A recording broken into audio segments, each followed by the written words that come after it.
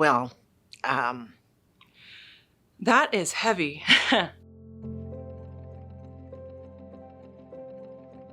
The theme I am enough to me means that I try to lift myself up. I try to tell myself that I am good enough, even though I don't. I need to do that a lot more. For me, I am enough is embracing who I am, good and bad, happy, sad, all of it. The concept of I am enough is very important because people don't think they are ever in their life, especially me. It means a lot. It does have a lot of power, but I don't think I use it very often in my daily basis. As someone who struggles with imposter syndrome and not feeling like they're good enough to be in the room, it's really just something I have to tell myself more. The phrase "I am enough," it's saved me so many times. It just means I can just be me. I think it means giving yourself enough respect to kind of get up out of bed and put in what you can for that day and still try even if you're not feeling the best and like you don't really want to. I am enough means loving myself, accepting myself the way I am, accepting my imperfections. It's something everyone should feel, but everyone doesn't at one point in their life. Most of the time, like even today getting up, that was the first phrase that I said. Even though it felt like the words are just words, it's still like a way to tell myself that you're doing fine. You're fine. I struggle with I am enough.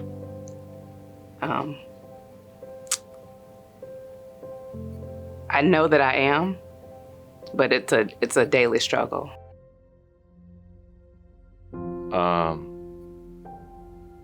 Honestly, looking back, it seems like the only thing I ever experienced was not feeling good enough.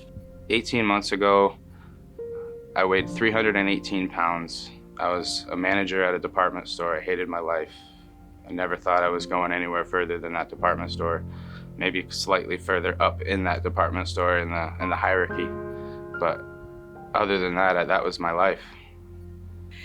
I was talking to my mom the other day, like, oh, I try so hard and there's no internship that wants me.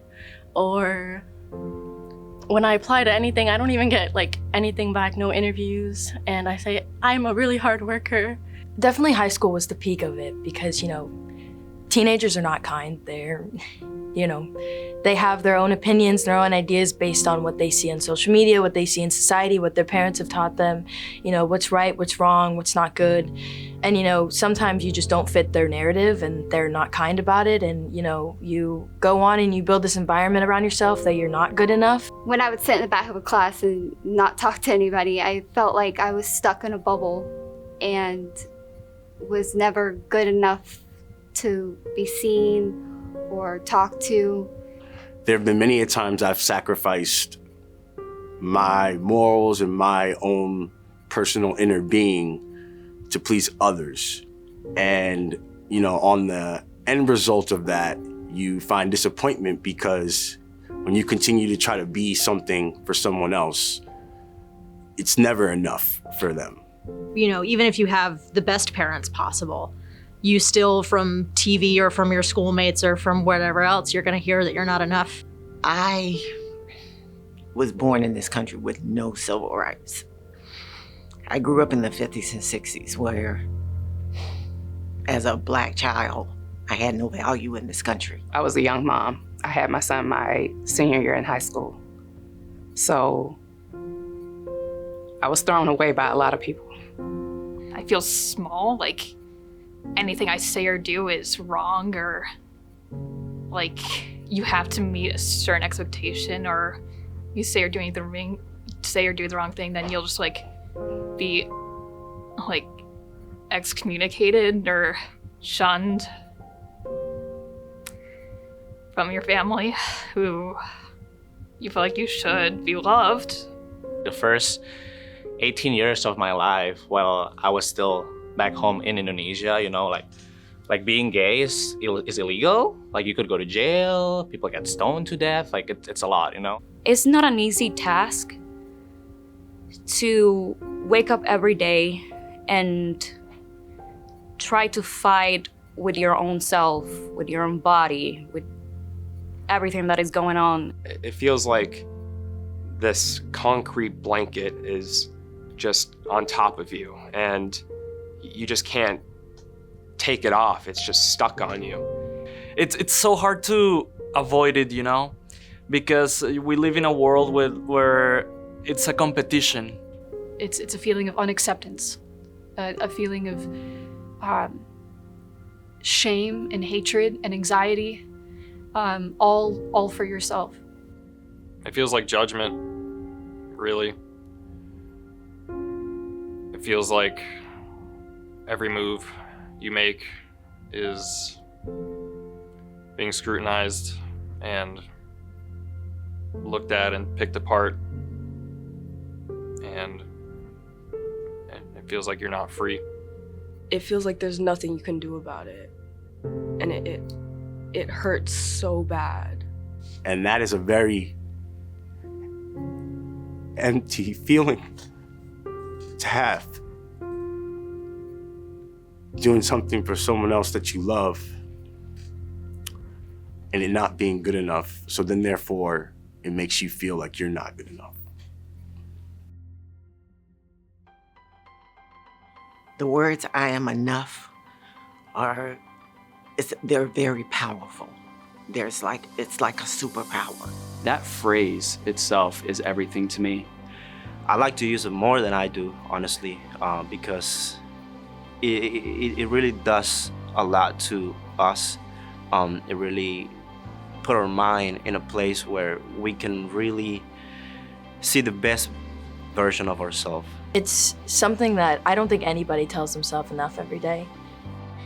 Every time I say the word "I am enough," it just makes me feel a lot lighter and less pressure. So I wrote it down on my dog's dog food crate. I keep it on my dresser, so every time I walk into my bedroom, I see that now. And I have it on my ring. I have a ring that says "I'm enough," and I try to wear it every day. Meditating on a quote like "I am enough" long enough, you start to build those new pathways into honestly believing and feeling that you are enough.